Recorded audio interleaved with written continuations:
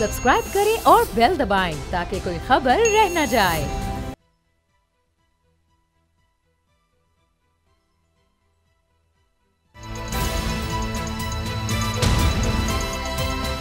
अब पता चला। बिस्मिल्लाहिर्रहमानिर्रहीम, अस्सलाम वालेकुम। मैं हूं मोहम्मद उसामा गाजी और आप देख रहे हैं अब पता चला। एक दफ़ा फिर तहरीक इंसाफ को बल्ले का निशान वापस मिल गया है, लेकिन अभी इश्क़ इम्तिहान और भी हैं। ये कहा जा रहा है कि इलेक्शन कमीशन भी जाएगा, अकबर एस बाबर भी जाएंगे, अब सुप्रीम को और फिर कोशिश होगी कि बल्ले का निशान फिर से तहरीक इंसाफ से छीना जा सके। क्या बल्ले के निशान के बगैर तहरीक इंसाफ अपनी पोजीशन मज़ीद कमज़ोर करेगी और क्या इनके पास आगे कोई मज़ीद प्लान है, आगे क्या हो सकता है, इस बारे में भी बात करेंगे। मुस्लिम लीग नून के लिए अपनी अलग से मुश्किलात हैं, हर जमात के लिए मुश्किलात अपनी अपनी हैं। पीपल्स पार्टी की बात करें तो सिंध से बाहर उनके लिए मुश्किलात हैं कि किस तरह वहाँ से वो वोट ले सकें। इसी तरह मुस्लिम लीग नून के साथ जो इत्तेहादी शामिल हो रहे हैं उस हवाले से बहुत ज़्यादा मुस्लिम लीग नून को अभी भी मुश्किलात हैं। NA 242 का बड़ा जिक्र हुआ, लेकिन MQM ने साफ इनकार कर दिया कि यहाँ सीट एडजस्टमेंट नहीं हो सकती। ये बड़ा झटका है क्योंकि यहाँ से शहबाज शरीफ साहब चाह रहे थे कि वो इलेक्शन लड़ सकें कराची से।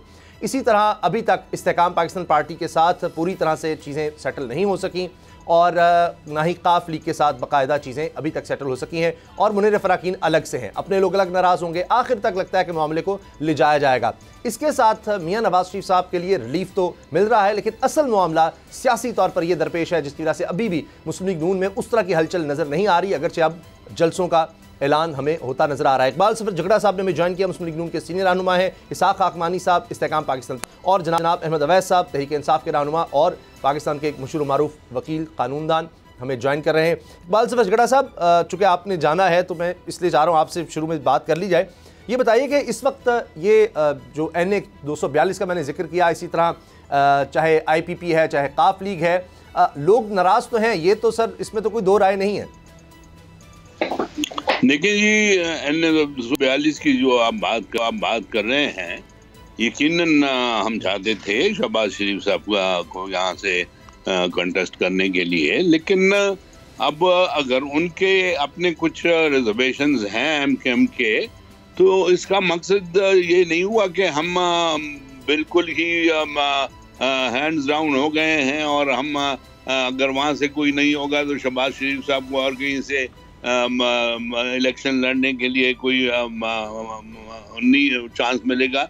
ऐसी कोई बात नहीं है। इंशाल्लाह हमें अगर उस सीट पे नहीं मिलती तो दूसरी एक कोई सीट होगी। हम जहाँ से भी इंशाल्लाह शहबाज शरीफ साहब खड़े होंगे, उनको ये रिजर्वेशन नहीं है कि खुदा न खास्ता वो उससे घबराएंगे या कुछ। इंशाल्लाह we will contest the election. और दूसरे जो आप कह रहे हैं कि हमें हर जगह पर मुश्किलात हैं, मुश्किलात ऐसी कोई नहीं है जी। नून अल्लाह के करम से ये कभी नहीं कहती कि ये फलानी पार्टी के साथ हमारी बात नहीं होगी या मौलाना साहब के साथ हमारी एडजस्टमेंट्स नहीं होंगी, हो जाएंगी definitely. I am very confident कि मौलाना साहब के साथ हमारे कोई मसाइल नहीं होंगे। जो भी बातें होती हैं शुरू में होती हैं, वो अपने लिए नेचुरली फाइट करेंगे कि वो जहां उनको सूट करता है वो मांगे। लेकिन अगर हमें ये महसूस हो कि ये हमारी सीट है और ये नहीं जानी चाहिए, तो we can plainly tell him कि जी ये सीट नहीं, आप दूसरी सीटें हमसे ले लें। इसी तरह वाइस वर्सा उनका वो है। तो ये चीज़ें जो है इंशाल्लाह इससे नून घबराने वाली नहीं है और हम अल्लाह के करम से पूरी तैयार हैं इस कॉन्टेस्ट में आगे जाने के लिए। हमारी तैयारियां पूरी हो चुकी हैं और जलसों का ऐलान भी हो चुका है। मानसेरा से स्टार्ट ले रहे हैं और मानसेरा के जलसे के बाद दूसरे प्रोग्राम भी आ रहे हैं। तो ऐसी कोई फिक्र परेशानी वाली बात नहीं है। अहमद अवैस साहब, ये फरमाइएगा कि बल्ले का निशान मिला, लेकिन साथ ही जिस तरह हमने पहले देखा था, इलेक्शन कमीशन भी पीछे नहीं हट रहा, अकबर एस बाबर साहब भी पीछे नहीं हट रहे। उन्होंने फिर पेशावर हाईकोर्ट का रुख किया था और फिर वापस हो गया था। अब दोबारा डिवीजन बेंच से आपको रिलीफ मिला है, अब आगे सुप्रीम कोर्ट है। तो ये तो सिलसिला लगता है इलेक्शन तक शायद चलता रहे। अहमद अवैस साहब, बिस्मिल्लाहिर्रहमानिर्रहीम। देखिए, नहीं भाई साहब, ये सूरत हाल ऐसी नहीं है। बात यह है कि पहले इन्होंने जो फैसला किया था इलेक्शन कमीशन ऑफ पाकिस्तान ने, बिल्कुल एक इलीगल और अनकॉन्स्टिट्यूशनल फैसला था और उसको इन्होंने चैलेंज किया by filing petition before the Peshawar high court. तो क्योंकि सिंगल बेंच ने इनकी जो है इमरजेंसी में सेम डे पे अपील सुनी थी, वो रिट जो है वो सुनी थी, और उस सुनने के बाद उन्होंने ये कहा था उसके अंदर कि ये क्योंकि दूसरी पार्टी की तरफ से वो कोई डिस्पाइट द फैक्ट कि उनको भेज दिया गया था इलेक्शन कमीशन को, उसकी कॉपी भी भेज दी गई थी, लेकिन उधर से कोई हाजिर नहीं हुआ था जी। तो उन्होंने फैसला कर दिया इनकी फेवर में, और बाद में इसी बुनियाद के ऊपर उन्होंने कहा कि जी कि उनके बगैर समाप्त किया ये सारा जो एक तरफा फैसला हुआ है तो वो रिवर्स हो गया। लेकिन उन जज साहब ने 9 तारीख पहले ही फिक्स कर दी हुई थी। मेन केस मेन जो केस को डिसाइड करने के लिए उसकी डेट जो है वो 9 तारीख जो डमीन बेंच के आगे फिक्स कर दी थी कि छुट्टियों के फौरन बाद पहले बेंच बैठेगा डमीन बेंच और वो इसके ऊपर समाप्त करेगा। अब इस वजह से अब वो फैसला फाइनल फैसला आया, तो मुझे उम्मीद है और जो हालात मुझे नजर आते हैं, अगर कभी इसमें गौर से आप देखिएगा जी, तो आप ये बड़ी फिल्मी ग्राउंड के ऊपर इन्होंने आगे भी किया था। आप देखिए कि इलेक्शन कमीशन ने ये इस बात के ऊपर इनको डिस्क्वालीफाई नहीं किया था, वो इनको इनका जो सिंबल छीन लिया था कि जी ये इन्होंने इलेक्शन नहीं करवाए, वो कहते हैं इलेक्शन नहीं हुए, वो सब कुछ प्रोसेस भी ठीक हो गया, लेकिन चीफ इलेक्शन कमिश्नर जो आपने अपॉइंट किया था वो गलत था, उसका प्रोसेस गलत हुआ, उसकी अपॉइंटमेंट का तरीकेकार गलत था जी। ये बड़ी फिल्म जैसी ग्राउंड थी, यही वजह है कि वो उसको उन्होंने इसको बड़ी डिटेल से टेकअप भी किया है और ये हो गया फैसला।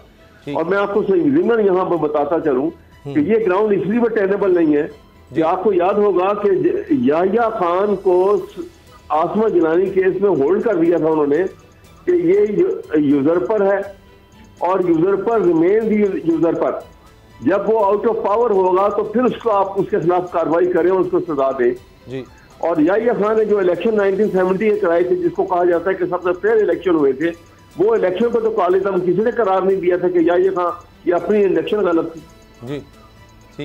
इसी तरह से जैसे शहजाद अली शाह साहब, जब वो चीफ जस्टिस उनको बाद में डिक्लेयर कर दिया गया कि वो he was not legally constitutionally appointed chief justice, लेकिन जितने फैसले उन्होंने किए थे वो सारे के सारे सही करार दिए गए थे। तो इसलिए ये एक बुनियाद बना के पूरी पॉलिटिकल पार्टी को इलेक्शन प्रोसेस से रिस्ट्रेन नहीं किया जा सकता था। ये एक बहुत गलत फैसला किया गया और बड़ा पार्शियल फैसला। अगर सुप्रीम कोर्ट भी जाया जाता है तो आप फिर भी कॉन्फिडेंट हैं? सर मैं इस पर आता हूं। इसाक हकमानी साहब, क्या जो अभी तक खबरें हैं उनमें 7 नेशनल असम्बली की और 11 सूबाई असम्बली की चल रहा है मामला कि जी सीट डिसमिट हो गई है नून लीग के साथ। सर बाकी सीट्स पर क्या होगा? आप कंटेस्ट करेंगे या तमाम सीट्स पर फिर नून लीग को सपोर्ट करेंगे? हकमानी साहब, जो फैसला हमारे पार्टी का आपस में हुआ है उसके अंदर जहां सीट एडजस्टमेंट है वहां हम एक दूसरे की मुआवनत करेंगे। बाकी सारी सीटों पे वो कोई किसी किस्म की बंदिश नहीं है। जो हजरात इलेक्शन लड़ना चाहते हैं वो लड़ेंगे, उसके अंदर तो कोई ऐसी बात नहीं है। अगर कोई आदमी ना लड़े तो वो और बात है, मगर पार्टी की तरफ से किसी को मना नहीं किया जा रहा। अच्छा, यानी अब बाकी हलकों में हमें ये नजर आएगा कि नून लीग मुकाबला करी होगी इस्तेकाम पाकिस्तान पार्टी का? वो कर रहे होंगे उनके कैंडिडेट्स का। आया कैंडिडेट्स को पार्टी टिकट इशू करता है या नहीं करता वो अलग बात है। अच्छा, तो फिर वो आज़ाद हैसियत में लड़ लें फिर इलेक्शन? वो आज़ाद के हैसियत में इलेक्शन लड़ सकते हैं। तो इससे सर वो डिवाइड नहीं हो जाएगा? ये तो अजीब है कि कहीं आप सीट डिसमिट कर रहे हैं, कहीं एक दूसरे के मुद्दे मुकाबले हैं। ना, वो सिर्फ इस चीज़ों पे है जहाँ पर आपस में बात की हुई है, जहाँ पर आपस में इत्तेफाक हो गया है और वहाँ पर तो एक दूसरे की मुआवनत है। मगर बाकी हजरात तो अब आज़ाद लोग हैं, वो अपना पार्टी के पाबंद होने चाहिए। मगर मेरे ख्याल में वो अलग इलेक्शन अपने ग्राउंड कंडीशन को देखकर लोग लड़ेंगे और वो हो सकता है कि पार्टी के निशान तो उनको नहीं मिलेगा मगर वो खुद उनको तो रोका नहीं जा सकता ना जनाब। ठीक, तो ऐसे लोगों इसी तरह नून लीग के जो दोस्त हैं जिनके ऊपर 7 और 11 आपस में एडजस्टमेंट हुई है, वहाँ के नून लीग के भी आदमी लड़ेंगे। कई हजरात पार्टी के फैसलों के खिलाफ इलेक्शन लड़ेंगे, मगर वो लड़ेंगे अपने आज़ाद हैसियत से। ठीक, और आपकी पार्टी उनके खिलाफ कोई एक्शन नहीं लेगी? वेल वो बाद की बात है, डिसिप्लिनरी चीज़ें बाद में होती रहेंगी। अभी तो 2 दिन हैं ये, अभी 12 तारीख को तो विड्रॉल है लोगों की, फिर 13 को सिंपल अलॉटमेंट है, फिर इतना वक्त भी नहीं होगा कि बंदे इलेक्शन लड़े, जो कि ऑलरेडी लेट है, माहौल नहीं है इलेक्शन का, जो भी है उसके असबाब हैं वो सब जानते हैं। कहीं सर्दी का बहाना है, कहीं लोगों के अपने मसले मसाइल हैं, और इलेक्शन के अखराजात भी इतने बढ़ गए हैं कि लोग 2 दफ़ा सोचते हैं कि आया इस इलेक्शन में हिस्सा लेना भी चाहिए या नहीं। तो इस किस्म के बहुत सारे लोगों के जहन में मसले हैं। सर्दी बड़ी शदीद है, और इलेक्शन का भी एक सुप्रीम कोर्ट का और बाकी इदारों का है कि इसको 8 सितंबर को कराना है, वो भी लाजिम है। तो लिहाजा मेरे ख्याल में ये लोगों की परेशानियां, और वो अपनी जगह पर, मगर कानून और उसकी कार्रवाई तो वैसे ही होगी ना जनाब, जैसे कानून कहता है। बिल्कुल सही अहमद भाई साहब, जैसे जैसे अगला मरला आता है ऐसा लगता है कि तहरीक इंसाफ के लिए मुश्किलात बढ़ती चली जा रही हैं। हमने कागजात नामजदगी का मामला देखा, उसके बाद रिजेक्शन का देखा, अभी भी कुछ लोग हैं जो रह गए हैं, जो यानी फर्स्ट प्रायोरिटी थी। उसके बाद आगे अभी पता नहीं क्या कुछ होगा, बल्ले के निशान का जिस तरह है, सुप्रीम कोर्ट मामला जाता है, तो ये तहरीक इंसाफ की मुश्किलात तो कम होती नजर नहीं आ रही। जो बानी चेयरमैन है उनकी भी लगता नहीं है कि रिहाई होगी इलेक्शन से पहले, तो कम से कम मुश्किल नजर आ रहा है, क्योंकि अब किसी ना किसी और केस में गिरफ्तारी हो जाती है। ये आपने ये बिल्कुल आपका एनालिसिस जो है ये दुरुस्त है। ये हालात जो मुस्तकबिल करीब के नजर आ रहे हैं वो बिल्कुल इसी तरह से हैं। लेकिन आप ये देख लीजिए कि एक इंग्लिश की कहावत है कि every crisis opens a window of opportunity. हम तो पूरी क्राइसिस में हैं, लेकिन जितनी ये क्राइसिस क्रिएट की गई, ये सेल्फ क्रिएटेड है ना, ये एक ताकतवर की तरफ से ये क्राइसिस क्रिएट की गई है अगेंस्ट पीटीआई कि वो इलेक्शन के प्रोसेस से उसको दूर रखा जाए, उसको किसी सूरत जो है वो इक्वल प्लेइंग ग्राउंड जो है वो मुहैया ना की जाए, इक्वल अपॉर्चुनिटीज ना दी जाए, ताकि वो ऐसा ना हो कि वो बहुत सारी सीटें लेके और एक ऐसी बार्गेनिंग पोजीशन में आ जाए और वो उनके लिए मुश्किलात पैदा करे। तो मैं ये आपसे अर्ज करूंगा कि जितना ये ऐसा स्टेप ले रहे हैं, समहाउ पाकिस्तानी कौम अवाम जो है वो पीटीआई के साथ स्टिक होते जा रहे हैं, वोट बैंक उनका बढ़ता चला जा रहा है। आप लेटेस्ट सर्वे करा के देखिए कि हालात क्या है। कोई आप पीटीआई के लिए जितना इनको उन्होंने जलसे करने से रोक दिया, कॉर्नर मीटिंग करने नहीं दे रहे, पकड़ धकड़ करते हैं, वो कहते हैं जरूरत ही कोई नहीं। अब ठीक है, हर एक को पता है बल्ले का निशान आ गया, इलेक्शन लड़ेंगे और देखेंगे उसके बाद जो हो गए, जो जिसको वो अनाउंस कर देंगे, वो कहते हैं कि अनाउंसमेंट चाहिए कि पीटीआई का एक कैंडिडेट हर कॉन्स्टिट्यूंसी में हो। सर अभी तो काबीना की कमेटी भी बन गई है, 9 मई के जो वाकयात हैं उसमें कौन उनके पीछे था, कौन जिम्मेदार है, तो इस पर भी यह है कि हो सकता है कलअदमी कर दिया जाए जमात बिल्कुल ही, तो वो तो सारा ही किस्सा खत्म हो जाएगा। नहीं, वो हो नहीं सकता। मैं आपको बताऊं कि अगर ये पीटीआई को कलअदम करार देना पीडीएम के जिम्मा होता है, एक पॉलिटिकल पार्टी के बहैसियत फेडरल गवर्नमेंट के, तो ये कर चुके होते। अगर मिलिट्री एस्टेब्लिशमेंट ने भी करना होता तो वो भी कर चुके होते।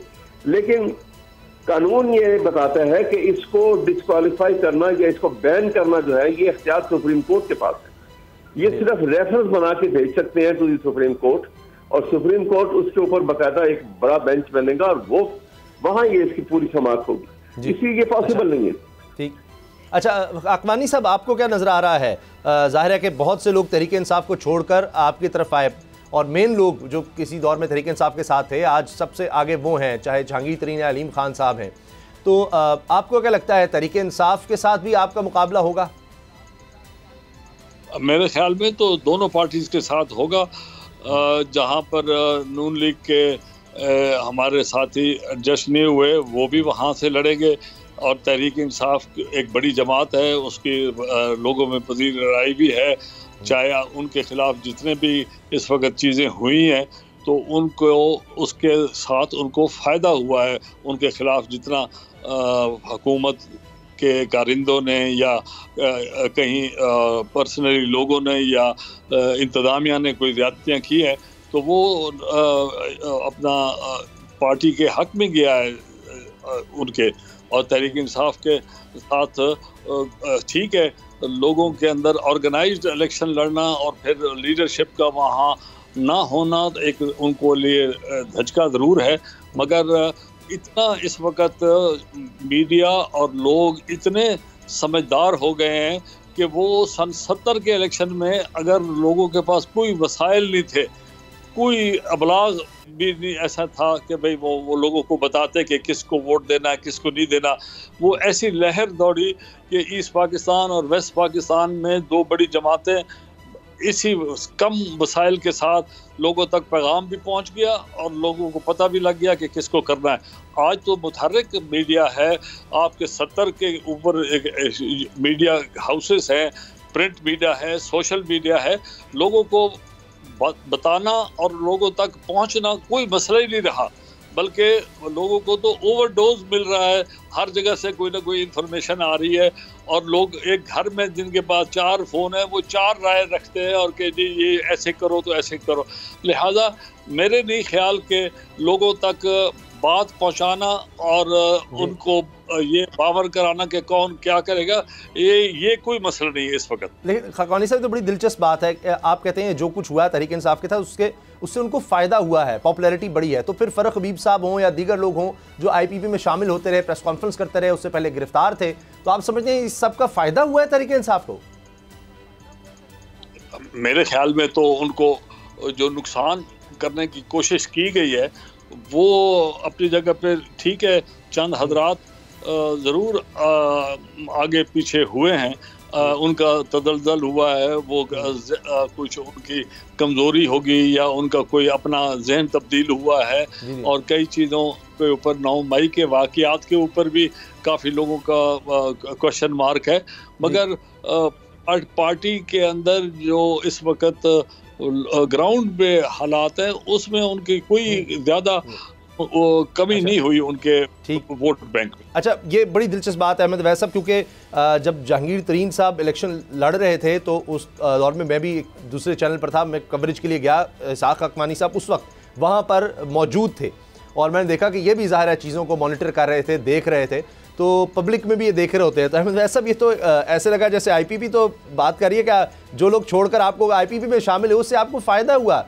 ये जेल में जो लोग हैं वो भी इलेक्शन लड़ रहे हैं, तो फिर आपको तो किसी से गिला ही नहीं करना चाहिए, सारा कुछ तो आपका फ़ायदा होता चला गया कि लोग छोड़कर अगर गए हैं तो पहले आपके जो गुफ्तगू का आगाज किया था इस बात से कि every crisis open a window of opportunity, ये क्राइसिस इस किस्म की एक आफत के तौर के ऊपर टूट पड़ी PTI के ऊपर, लेकिन उसमें अपॉर्चुनिटी अल्लाह की तरफ से देखेंगे उसकी इस शक्ल में आ रही है। अभी जिस तरह ये बड़ी अच्छी तरह इन्होंने ये सारी बात जिस तरह फरमाई और ये बताई और ये हकीकत है, तो मैं इसीलिए आपसे कह रहा हूँ कि आवाम में उतना ही एक मजलूमियत का एक एहसास बढ़ता जा रहा है कि ये मजलूम इनके साथ जुल्म हो रहा है। तो फिर तो मियां जवेद लतीफ दुरुस्त कहते हैं, वो कहते हैं देखें इनको तो फायदा किया जा रहा है, लेवल प्लेइंग फील्ड मियां नवाज शरीफ को नहीं मिल रही, तो फिर आपको ROs का भी शुक्रगुजार होना चाहिए, आपको इलेक्शन कमीशन का भी शुक्रगुजार होना चाहिए, आपको तो फिर नून लीग का या निगरान सेटअप का या उन ब्यूरोक्रेसी का कि आप तो जुडिशल ऑफिसर्स चाहते थे, तो आप ये सारा तो कुछ आपको फिर सहूलतकारी हो रही है उल्टा। वो तो मियां जवेद लतीफ यही तो चीख रहे हैं कि जनाब जो कुछ इनके साथ हुआ है वो इनको फायदे के लिए इनको किया गया है सारा कुछ। जी, ये कार तो सब कुछ ये बदनीयती के बुनियाद कर रहे हैं, लेकिन वो आगे अल्लाह की ज़ात है ना कि फायदा देखना है और ये देना है, या वो अल्लाह की ज़ात पास है कि वो क्या करते हैं।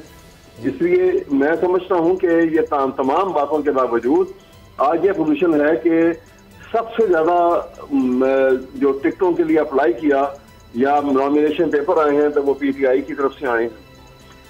सबसे ज्यादा लोग इस वक्त एग्जिबिटेंट हैं कि वो जी ये इलेक्शन में हिस्सा लिया जाए, और क्योंकि और शायद मिनिमम खर्च होगा अगर इस इलेक्शन में, बट मुझे नहीं मालूम कि इलेक्शन कितने फेयर होते हैं और क्या रिजल्ट आएंगे, लेकिन सबसे कम खर्च जो है कैंडिडेट का अगर किसी का होगा तो वो PTI के इसका होगा। अच्छा, तो सर ये फिर गिला शिकवा किस लिए किया जाता है कि ये सारा कुछ हो रहा है, फ़ायदा तो हो रहा है, लेकिन फिर आप कभी अदालत जा रहे हैं, कभी कहीं जा रहे हैं, जी वो शख्स हमारा गिरफ्तार कर लिया, ये हमारे खिलाफ केस कर दिया, तो वो हो रहा है ना, वो तो एग्जैक्टली हो रहा है। इसमें आप देखिए ना कि इसमें तो कोई शक की गुंजाइश ही नहीं है कि वो जो गिरफ्तारियां हो रही हैं, ये जो हरासा किया जा रहा है और जो बद अखलाकी का सबूत दिया गया है, तो मैनरिज्म जो है और जो डेमोक्रेटिक प्रोसेस है उसको ऑब्स्ट्रक्ट करने के लिए हर वो हथकंडा, बल्कि मैं तो ये कहूंगा कि ये पहला दौर पाकिस्तान में देखने में आ रहा है जहां पे rule of law is being substituted by rule of authority,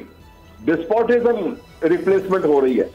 ये बड़ा खतरनाक है पाकिस्तान के लिए। मैं तो बड़े वाज़ेह अल्फाज में कई दफा ये बात कह चुका हूँ। अच्छा, कि ये सूरत हाल जो नहीं पैदा हो रही है। अच्छा, नासिर हुसैन शाह साहब ने हमें ज्वाइन किया है पाकिस्तान पीपल्स पार्टी के सीनियर। नासिर हुसैन शाह साहब, बड़ी दिलचस्प डिस्कशन हुई। इसाक अकवानी साहब इस्तेहकाम पाकिस्तान रहनुमा हैं, वो कह रहे हैं कि जो कुछ हो रहा है इस वक्त तहरीक इंसाफ के साथ, उससे इनको फ़ायदा हो रहा है, मजलूमियत की वजह से, वोट बैंक के लिहाज से ये इनको फ़ायदा मिल रहा है। अहमद वैस साहब तहरीक इंसाफ के नाम में वो कहते हैं जी बिल्कुल है, हो तो ज़्यादती रही है लेकिन अल्लाह का भी एक निज़ाम है। आप समझते हैं कि जो कुछ तहरीक इंसाफ के साथ हो रहा है इसकी वजह से इनको फ़ायदा हो रहा है? नासिर साहब।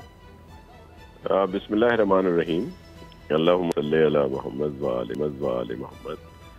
देखें, बज़ाहिर तो जो भी स्टेप्स लिए जा रहे हैं या जिस तरह, तो उससे तो इनको फ़ायदा ही हो रहा है, कि अगर उसका कोई वो तो इम्पैक्ट तो हो नहीं रहा जो सोच समझ के जो भी कोई इस तरह के स्टेप्स ले रहा है, और फिर उसमें तो एक किस्म का इनको ज़्यादा एज ही मिल रहा है। और लेकिन हम तो पीपल्स पार्टी का तो शुरू से स्टांस रहा है कि सबके लिए लेवल प्लेइंग फील्ड होनी चाहिए, जिसके लिए ये समझ लिया गया था कि हम अपने लिए मांग रहे हैं, हमने तो सबकी बात की थी। फिर अगर चेयरमैन साहब से पूछा जाता था कि क्या आप समझते हैं कि पीटीआई को इलेक्शन में हिस्सा लेना चाहिए या उनका सिंबल हो, तो वो कहते थे बिल्कुल उनको इलेक्शन में हिस्सा भी लें और उनका सिंबल भी होना चाहिए। जिस पे फिर आ जाता था कि जी आप कोई उनके साथ अलायंस कर रहे हैं, इलेक्शन अलायंस, जो हमने कहा कि बिल्कुल मुमकिन नहीं है कोई भी अलायंस पीटीआई के साथ। तो मतलब ये जो अभी जिस तरीके से ये चीज़ें हो रही हैं, लोगों के फॉर्म रिजेक्ट किए गए आरओ की हद तक और फिर बाद में वो बहाल हुए, या तो अगर किसी का कोई सॉलिड रीज़न हो तो ही उसमें ये चीज़ें होनी चाहिए थी, लेकिन कई जगह पे सॉलिड रीज़न है, उन्होंने जिसका हुआ है वो होना चाहिए। लेकिन खामखा क्या एक जो तरीका किया गया, फिर वो देखे ना वो परवेज़ इलाही साहब की मिसेस से, जो हमारी काबिल एहतराम बहन है, उनसे कोई पेपर वेपर छीनने की कोशिश की गई। इसलिए मतलब ये एक भोंडा तरीका है जो बजाय इसके कि जो भी ये करना चाह रहा है उसको फायदा कोई हो, उसको उल्टा नुकसान पहुंच रहा है जी। और आरओज ने जितने पेपर रिजेक्ट किए उनमें से शायद 90% से ज़्यादा फिर आगे चल के ट्रिब्यूनल में एक्सेप्ट हो गए। ये भी एक बड़ी अजीब बात नजर आई। अब ये हलचल क्यों नहीं हमें नजर आ रही सियासत में? पीपल्स पार्टी तो निकल रही है, ठीक है, जलसे कर रहे हैं, लेकिन दीगर पार्टीज में उस तरह की एक तहरीक नजर नहीं आ रही। नासिर हुसैन शाह साहब, आप इसकी क्या वजह समझते हैं? बल्कि पहले सर अगर आपकी इजाजत हो, इसाक अकवानी साहब कुछ देर से खामोश। इसाक अकवानी साहब, ये मोमेंटम क्यों नहीं बन रहा? मुस्लिम लीग नून, देखिए आपकी पार्टी भी, MQM भी, काफ लीग भी उनकी तरफ जा रही है, अभी हमने बलूचिस्तान से देखा, लेकिन वो उस तरह का मोमेंटम क्यों नहीं बना पा रहे? वो जलसों का एक शेड्यूल है लेकिन बड़ा लेट सा लग रहा है। ये पंजाब में बड़ी पार्टियों में दो पार्टियां हैं, जो एक PTI है और एक नवाज लीग है। ये दो बड़ी पार्टियां हैं। सिर्फ मैं पंजाब की बात कर रहा हूँ। सिंध में और लोग, पीपल पार्टी है, MQM है और कुछ आज़ाद हजरात हैं। इसी तरह फ्रंटियर में और है, बलूचिस्तान में। मगर मैं पंजाब की बात करता हूँ क्योंकि यहाँ पर एक माहौल गर्म होने के लिए यहाँ पर एक तो है कि जी PTI के जो बड़ी लीडरशिप है वो इस वक्त मैदान में मौजूद नहीं है। उनके अपने मुश्किलात की वजह से वो कुछ हजरात जेलों में हैं या कोई सजा में, मतलब है वो अभी वो केसों का कर रहे हैं मुकाबला। और जो नून लीग है वो इस वक्त मेरे ख्याल में इसलिए अभी तक बाहर नहीं निकले क्योंकि के मसले जो है ना कि कहीं कोई चीज ऐसी ना निकल आए कि कोई चीज फ्लॉप हो जाए। कोई एक अभी फ्लॉप हुआ तो ये जितने भी मुखालिफिन हैं ये उसको और आपके टीवी और ये वो ऐसे बातें करेंगे कि वो कि जी देखिए उतने लोग, इसलिए वो बड़ी तैयारी के साथ, जब तैयारी के साथ साथ ये सारे मामला करना चाह रहे हैं। इसी वाले से हम मजीद बात करेंगे। अभी न्यूज़ अपडेट्स का वक्त है, इसके बाद बात करेंगे कि फिर तहरीक इंसाफ कहाँ है। पीपल्स पार्टी भी लगी हुई है। आगे बात करते हैं ब्रेक के बाद।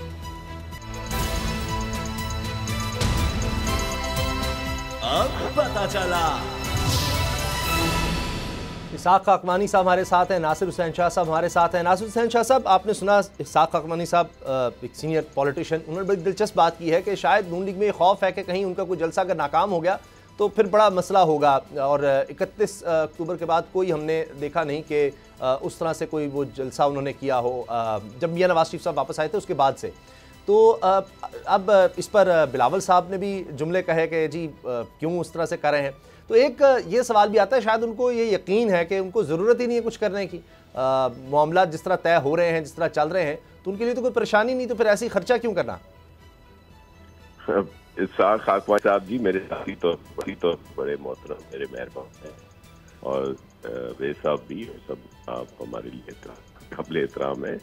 इशू ये है कि इलेक्शन में आपको सिर्फ पीपल्स पार्टी नजर आ रही है चारों सूबों में, और इलेक्शन के लिए कह भी हम रहे हैं कि हम तो 90 डेज की बात करते थे, लेकिन चलें फिर अभी 8 फरवरी 2024 को इलेक्शन इंशाल्लाह हो जाएंगे, तो हम तो मुख्य फाल है। दूसरे सब लोग जो हैं बड़ी माजरत के साथ कि कोई भी इलेक्शन नहीं चाह रहा, कोई सिक्योरिटी थ्रेट की बात कर रहा है, कोई मौसम की खराबी की बात कर रहा है, कोई आए बाएं शाएं और खुल के इलेक्शन की बात नहीं करते। और यही वजह है कि जो आपको ये तासुर है या मीडिया या सोशल मीडिया पे आ रहा है, आम लोगों में है कि वो ऐसी तैयारी नहीं है जी, बस वो जिससे पूछें जी हम अपनी दूसरी तैयारी कर रहे हैं, वो जी टिकट्स की तैयारी हो रही है, दीगर चीज़ें हैं। अभी जैसे खाकवानी साहब ने कहा कि वो अगर कहीं पे कोई गलत सिलसिला हो गया, कोई जलसा नाकाम हो गया, तो उस पर भी हाईलाइट एकदम फौरी खबर बन जाती है।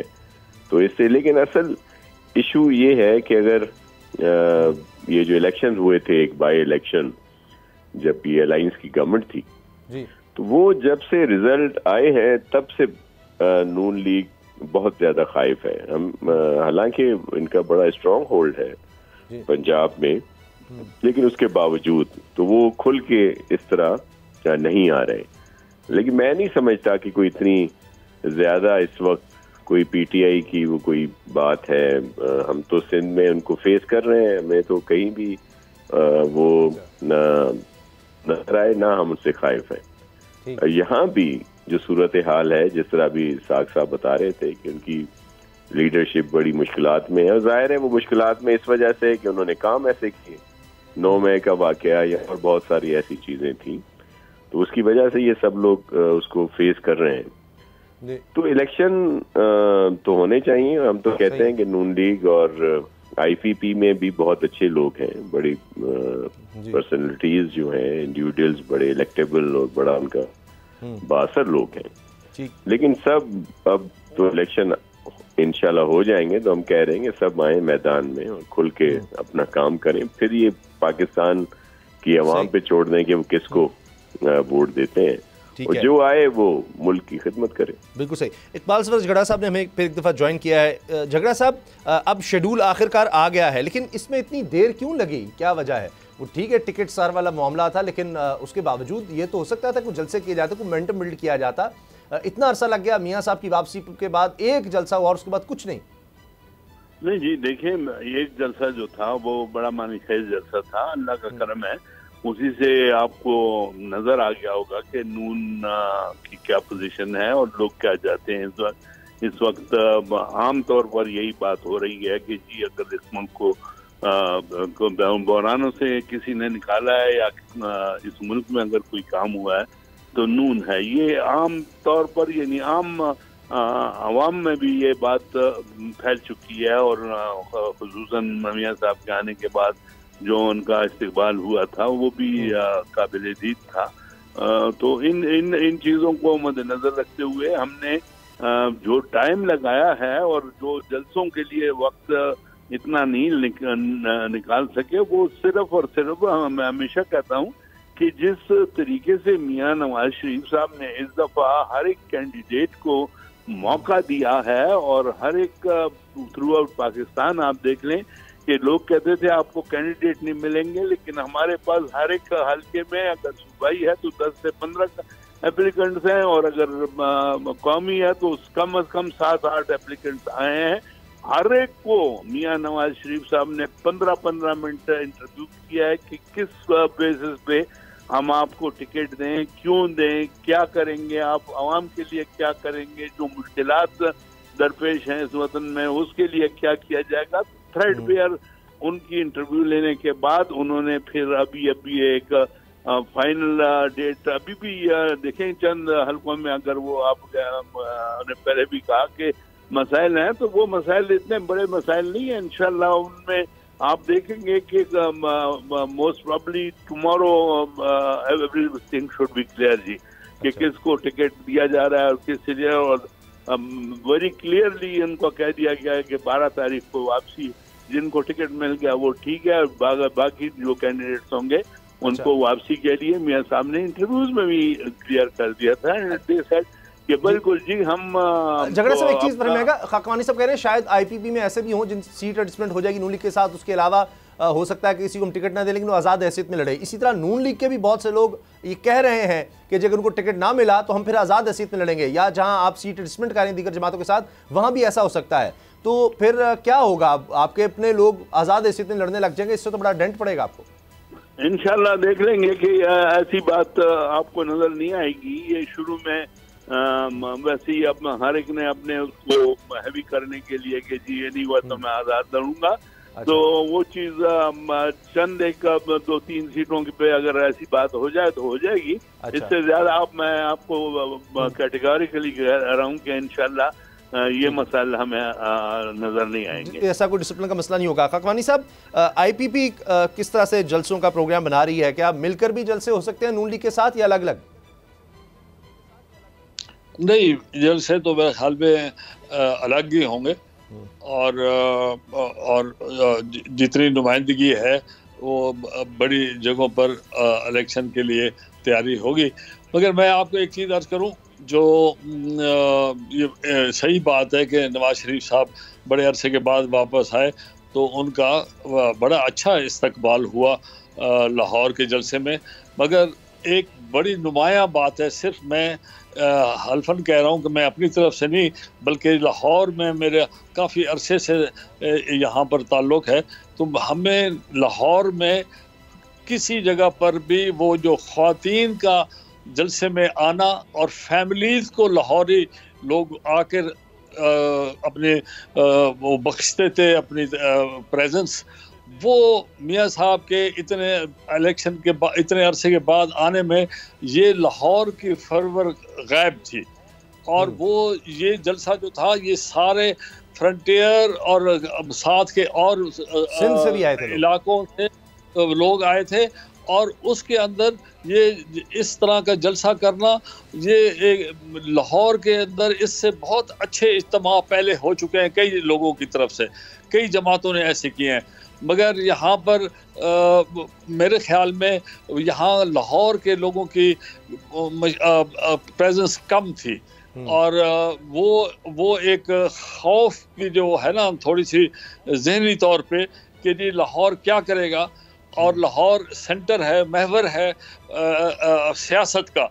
अगर लाहौर के अंदर ये चीज़ बाहर गई कि जहाँ पर हालात ठीक नहीं है तो फिर 38 शायद अब पंजाब के डिस्ट्रिक्ट्स बन गए हैं, पहले 36 होते थे, परवेज़ इलाही साहब ने 2-3 ज़िले और बना दिए, तो वो उसके अंदर 36 जगहों पर 38 जगहों पर जाकर कैंपेन करना, और अगले चंद दिन में मेरे ख्याल में काफ़ी मुश्किल होगा कि इनको देखना पड़ेगा कि बड़े शहर कौन से हैं, फैसलाबाद, पिंडी, मुल्तान, बहावलपुर, इस तरह के 3-4 जगहों पर शायद कोई इलेक्शन वो कर सकें कैंपेन। ये जो पहले होता था रैलीज निकालना, ये मेरे ख्याल में इस वक्त इस पे कम तवज्जो होगी। I hope I am wrong, but ये मेरे ख्याल में ऐसे हो। अच्छा, नासिर हुसैन शाह साहब, जिस तरह मियाँ साहब की वापसी हुई, एक वक्त था 80 की दिहाई में मोहतरमा बेनज़ीर भुट्टो की जब वापसी हुई थी, वैसा मंजर कभी उसके बाद सियासी तौर पर पाकिस्तान ने नहीं देखा। फिर उसके बाद मरीम बेनज़ीर साहिबा जब आई हैं कराची तब भी हमने देखा, और फिर वहाँ पर दहशतगर्दी का भी वाक़या हुआ था। लेकिन वो जो लाहौर का था वो पाकिस्तान की तारीख में ऐसा मंजर नहीं था। क्या वजह हुई? पीपल्स पार्टी यहाँ से वजूद होता है उसका, अब वो कारकुनों पर वो तवज्जो नहीं है पीपल्स पार्टी की सर, वो बात नहीं है। इलेक्टेबल्स के पीछे है पीपल्स पार्टी, यहाँ भी जरदारी साहब आते हैं, वक्त गुजारते हैं, लेकिन किसी तरह से कोई इलेक्टेबल साथ मिल जाए। वो भी देखिए IPP है तो वो भी पीपल्स पार्टी की तरफ नहीं। काफ लीग के साथ किस तरह बैठे, जरदारी साहब आए, हमजा साहब को वज़ीर आला बनवाया, सारी रात शुजात साहब के साथ बैठे रहे और कहा जी बनवा कर छोड़ेंगे। तो अब काफ लीग का भी रुझान उस तरफ नहीं है, तो कोई भी पार्टी नहीं इलेक्टेबल्स की तरफ है अभी के जी आ जाएं। वो एक कारकुन हुआ करते थे जो जान थे पीपल्स पार्टी की, वो मिसिंग है फैक्टर पंजाब में जी। एक तो जो मियाँ साहब के जलसे की बात हुई, मियाँ साहब हमारे लिए काबिल एहतराम है, उनका बड़ा अच्छा जलसा हुआ जिस पर पीपल्स पार्टी ने उन्हें मुबारकबाद दी, लेकिन उस जलसे में भी उन्होंने इलेक्शन का जिक्र नहीं किया था। दूसरी बात, आप जो कह रहे हैं कि पीपल्स पार्टी का वर्कर या जिस तरह बीबी शहीद का एक बहुत ही शानदार तारीखी इस्तकबाल हुआ था जो आज तक किसी का भी नहीं हुआ, तो ये हकीकत है कि पंजाब और ख़ास तौर पर लाहौर जहाँ से पीपल्स पार्टी की बुनियाद रखी गई थी, ये स्ट्रॉन्ग होल्ड था जी। लेकिन एक मुनज़्ज़म साजिश के तहत और एक बहुत बड़ा तरीक़ाकार जिसमें चीज़ें हैं वो इसमें हुई और जिससे पीपल्स पार्टी को एक दूर रखा गया इन सारी चीज़ों से। मिसाल के तौर पर आपको याद होगा कि 1988 में पाकिस्तान पीपल्स पार्टी तमाम मुश्किलात के बावजूद कौमी असम्बली की सबसे बड़ी पार्टी थी। इवन पंजाब में भी सबसे ज्यादा नशिस्तें कौमी असम्बली की पीपल्स पार्टी के पास थी, लेकिन तब 2 दिन के बाद प्रोविंशियल असम्बली का इलेक्शन होता था और उसमें वो इलेक्शन या यहाँ पे हुकूमत पीपल्स पार्टी को बनाने नहीं दी गई। फिर उससे आगे ऐसे सिलसिले चलते रहे। लेकिन मैं आपको अब बताऊं कि अब जो चेयरमैन बिलावल भुट्टो जरदारी साहब और प्रेसिडेंट आसिफ अली जरदारी साहब यहाँ पे हैं और चेयरमैन साहब यहाँ से इलेक्शन भी लड़ रहे हैं, तो वो जो हमारा एक दिल बर्दाश्ता कारकुन कह लें या दुखी या नाराज जो थे या किसी और पार्टी में चले गए थे, वो लोग वापस आ रहे हैं। अच्छा। और आपको 1997 भी याद होगा कि जब बीबी शहीद जिंदा थी, लेकिन पंजाब से एक भी नेशनल असेंबली की सीट हमारे नहीं थी पीपल्स पार्टी के पास, लेकिन फिर 2002 में सबसे बड़ी पार्टी थी पीपल्स पार्टी यहाँ से, और फिर इसी तरह आगे ऑनवर्ड आपने देखा होगा सारा।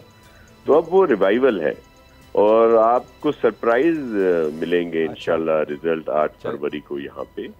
और पाकिस्तान पीपल्स पार्टी ये क्या वजह है? काफ लीग के साथ अच्छे ताल्लुकात है, एक वक्त में 7 इत्तेहादी थे, IPP। देखिए हमें सबके लिए बहुत एहतराम है, जितनी पॉलिटिकल पार्टीज हैं उसमें बहुत अच्छी शख्सियात भी हैं और प्रेसिडेंट आसिफ अली जरदारी साहब हमेशा मफाहमत की बात करते हैं, लेकिन इस दफ़ा हमारा अलायंस किसी के साथ नहीं है और पीपल्स पार्टी जो भी हमारा सिंबल है उसी पे इंशाल्लाह इलेक्शन लड़ रहे हैं हम लोग। और मैं जैसे आपसे कह रहा हूँ कि इस वक्त पाकिस्तान पीपल्स पार्टी की जो अल्हम्दुलिल्लाह पोजीशन है, जो हम सिंध में स्वीप करके आ रहे हैं और 50+ सीटें वहाँ से ला रहे हैं, फिर जनूबी पंजाब है, फिर सेंट्रल पंजाब में जिस तरह चेयरमैन साहब लाहौर से खड़े हैं, इसी तरह और लोगों में भी बड़ा एक जोश वलवला है। फिर बलोचिस्तान में इस वक्त आप देखेंगे सबसे ज्यादा हमें ही वहाँ पे सपोर्ट है और फिर इस तरह कुछ KP में भी आएगी। तो single may be simple majority हमारे पास ना हो, लेकिन सिंगल लार्जेस्ट पार्टी इंशाल्लाह पीपल्स पार्टी ही होगी नेशनल असेंबली में। झगड़ा साहब झगड़ा साहब आप क्या देख रहे हैं? ज़ाहिर है पंजाब सबसे बड़ा सूबा आबादी के लिहाज से, अब हमने काफ़ी अरसे से देखा है कि यहाँ पर अगर जो हुकूमत बनानी है फेडरल में, तो यहाँ से आपको सीट्स ज़्यादा चाहिए होंगी। आप देख रहे हैं कि आपके मुकाबले पीपल्स पार्टी यहाँ भी नज़र आ रही है कहीं या नहीं? शुक्रिया जी। देखें, पीपल्स पार्टी के मेरे भाई ने बातें की, मैं कभी भी यह नहीं कहूँगा कि उनकी बातें गलत थी, अल्लाह करे उनकी बातें ठीक हों। We wish the best to all the political forces in the country, जो भी आए अल्लाह करे कि वो जो बात कर रहे हैं वो उसमें कामयाबी हासिल करे। लेकिन as far as our party is concerned, तो मैं आपको पहले भी कह चुका हूँ कि देखें, ये जो भी कहा जाए कि लाहौर के जो जलसा था उसमें वो जिक्र ही नहीं हुआ, तो देखें वो एक वेलकम प्रोग्राम था और उसमें मियां नवाज शरीफ साहब किसी पॉलिटिकल इशू को टच इसलिए नहीं कर रहे थे कि दूसरी पार्टीज भी उसमें शामिल थी और सबने उनको वेलकम किया था। ये तो मेरे भाई ने भी एडमिट किया है और सब एडमिट करते हैं कि माशाल्लाह एक तारीखी वेलकम था। हालांकि हमारे उसमें देखे जी ये तो ऑन रिकॉर्ड है कि हम more than half the people could not reach the spot जी। वहाँ पर जो तादाद थी वो लाखों में थी, लेकिन जो बाहर रह चुके थे 50%, यानी हमारे सूबे की जो वो थी वो तो वहाँ पहुँच ही नहीं सके, वो तो बाहर ही रह चुके थे। तो ऐसी बात इंशाल्लाह नून को इस बात की कोई फिक्र नहीं है और हम इंशाल्लाह पूरी तरह तैयार हैं। अब जलसों का सिलसिला भी स्टार्ट हो रहा है और आप देखेंगे कि इंशाल्लाह जो हमें इस वक्त आवाम की तरफ से वेलकम हुआ है और जो सूरत हाल इस सूबे में हमारी थी और आज है उसमें जमीन और आसमान का फर्क है। इंशाल्लाह आपको मैं बड़े वसूख के साथ कह सकता हूँ कि इंशाल्लाह वो लोग जो कहते थे कि यहाँ से आपको कोई सीट नहीं मिलेगी, अब आप देखेंगे कि इंशाल्लाह इतनी सीटें मिलेंगी कि वो हमें पंजाब और दूसरे सूबों के साथ मिलाकर we hope to be in a position to form the government without any problem. और जैसे कि मेरे भाई ने भी क्लेम किया, लेकिन मैं भी ये क्लेम करूंगा कि इंशाल्लाह सिंगल लार्जेस्ट पार्टी इस वक्त अगर नजर आ रही है तो वो नून है। बहरहाल I wish the best to everybody. हाँ जी, आप क्या सिचुएशन देख रहे हैं आगे? नून लीग जिनके साथ हो गया, मतलब MQM है, आपकी जमात IPP है, इसके अलावा काफ लीग भी साथ होगी, क्या नून लीग को उसके बाद पीपल्स पार्टी की जरूरत नहीं पड़ेगी या किसी और जमात की या तरीके इंसाफ की, और आसानी से इतनी मेजॉरिटी आ जाएगी कि फिर गवर्नमेंट खुद से बना लें? मेरे ख्याल में तो कोलिशन के ज़्यादा चांसेस हैं और वो सिर्फ डिपेंड करता है कि ये अगले 3 हफ्ते 4 हफ्ते किस तरीके से इलेक्शन के अंदर के जोश और खरोश किस तरीके से पैदा होता है और किस तरीके से लोगों को और पार्टीज़ को, जैसे कह रहे हैं ना, लेवल प्लेइंग फील्ड। अच्छी बात है कि उनका अगर बल्ला इस वक्त बहाल हो गया है तो अभी उसने सुप्रीम कोर्ट में उसकी अपील सुननी है, लेकिन देखते हैं कि वहाँ क्या कहा जाता है उसके बारे में। अगर इस किस्म की चीज़ें हुई तो फिर भी मेरे ख्याल में किसी पार्टी के पास सबसे बड़ा सूबा तो पंजाब है, 141-42 सीटें हैं यहाँ पर, तो इसके अंदर जिसके पास ज़्यादा नंबर्स होंगे वही सिंगल लार्जेस्ट पार्टी बन सकता है। बाकी एक लोगों के अपने तजिए हैं, मैं उनके तजिए के कभी अपना उसको मैं निगेट नहीं करता, वो हो सकता है उनके तजिया मेरे से बेहतर हो, ज़्यादा चीज़ों को समझते हैं। और पंजाब का जो इतना बड़ा है ना 142-43 सीटें, ये भी कोई कम कि वो 2-3 सूबे में आकर ये इतने नंबर बनते हैं कई जगहों पर। तो जाए तो जिसने पंजाब में अपना हिस्सा ज्यादा लिया उसका चांस ज्यादा होगा, वो लार्जेस्ट सिंगल पार्टी वो बन सकती है। और बहरहाल इलेक्शन जिस दिन तक नहीं होता उस वक्त तक तमाम क्यास आराइयाँ हैं, क्या लोग किस तरीके से बाहर निकलते हैं। किसी ने 70 के इलेक्शन में कभी नहीं हिसाब लगाया था कि लोग कैसे निकलेंगे। आज वो पोजीशन है या नहीं है, वो 8 तारीख बताएगी कि लोगों में क्या जोश व खरोश है, या लोग छुपे हुए हैं, अपने दिल में रखा हुआ है, उन्होंने अपना इरादा किसी को बताते नहीं है कि क्या है। और उम्मीद है कि जो भी हो मुल्क की बेहतरी के लिए कोई चीज़ हो जाए तो नथिंग लाइक, वरना बड़ा नुकसान हो जाएगा अगर हमारे यहाँ आपस में मिल के चलने की आदत भी नहीं है और कोई लोगों ने आज तक उससे कोई सबक भी नहीं सीखा, किसी ने भी नहीं सीखा। सब ने 3-4 बारियां ले ली हैं मगर सबक किसी ने नहीं सीखा। नासिर हुसैन साहब, शाह साहब, आप कोई ऐसा सिनारियो देख रहे हैं कि फिर से पीपल्स पार्टी नून लीग इकट्ठे हों? देखें, इलेक्शन में जो बाद के हालात हैं, तो जब इलेक्शन के बाद तो उसमें चेयरमैन साहब भी कह चुके हैं और इसी तरह मेरे ख्याल में सब रहनुमाओं की यही है कि मुल्की हालात को मद्देनजर रखते हुए वो जो एक पुरानी एक रवायती सियासत रही है, एक दूसरे की टांगें खींचने की, डिस्टेबलाइज करने की, या फिर जिस तरह एक बदतमीजी बदतहजीबी की सियासत जो हमने खान साहब के उसमें देखी, उससे इज्तनाब करना चाहिए और मुल्क को बेहतर करने के लिए जो इस वक्त मुश्किल हालात हैं सबको मिलकर चलना होगा। और अगर कोई अपोजिशन में भी होता है तो उसको तामीरी अपोजिशन करनी चाहिए, ताकि ऐसा ना हो कि वो हुकूमत जो पहले ही बहुत मुश्किल में है और वो आके अगर कोई बेहतर काम करना भी चाहे तो उसको रोड़े अटकाए जाए। तो ऐसा नहीं होना चाहिए। ये जो आइंदा ये इलेक्शन या इसके बाद वाला भी है, हमें ये करना पड़ेगा अपने मुल्क के लिए, ताकि हम सब के लिए पाकिस्तान सबसे ज्यादा अहम है, फिर हमारी सियासत आती है, फिर हमारी दूसरी चीजें आती हैं। तो अगर हम आपस में ही लड़ते रहेंगे और एक दूसरे को नीचा दिखाते रहेंगे, एक दूसरे की टांगे खींचते रहेंगे, तो आम लोगों का क्या होगा जो इस वक्त सबसे ज्यादा परेशान कुन हालात से दो चार हैं, महंगाई है, बेरोजगारी है। सिर्फ एक मिनट ये फरमाइएगा कि अगर नून लीग को जरूरत ही ना पड़ी पीपल्स पार्टी की, तो वो तो फिर कहेंगे आप अपोजिशन में रहे। और माजी में ये देखा जी मैं आपको एक अर्ज करूं, जो हमने हिस्ट्री देखी है उसमें होता है कि ब्यूरोक्रेसी और उनका एक रुझान होता है जो हमें नजर आ रहा है किस तरफ है।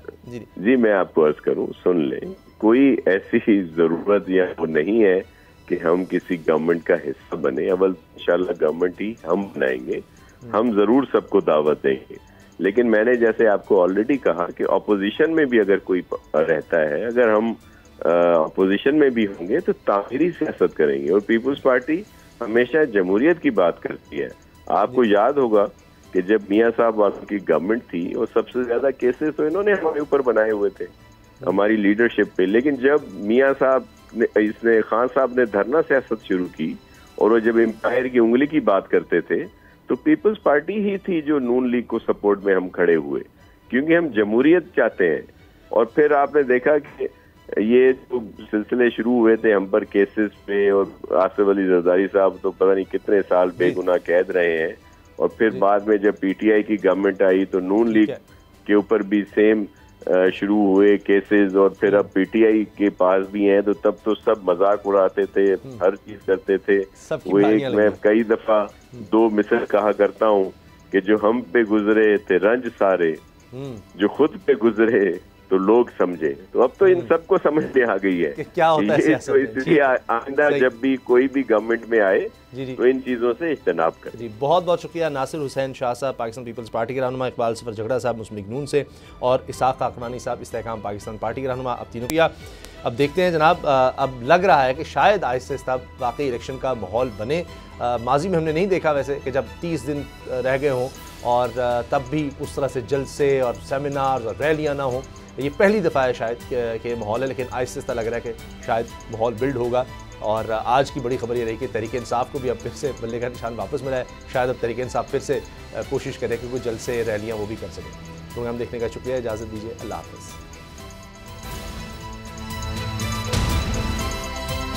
अब पता चला। सब्सक्राइब करें और बेल दबाएं ताकि कोई खबर रह न जाए।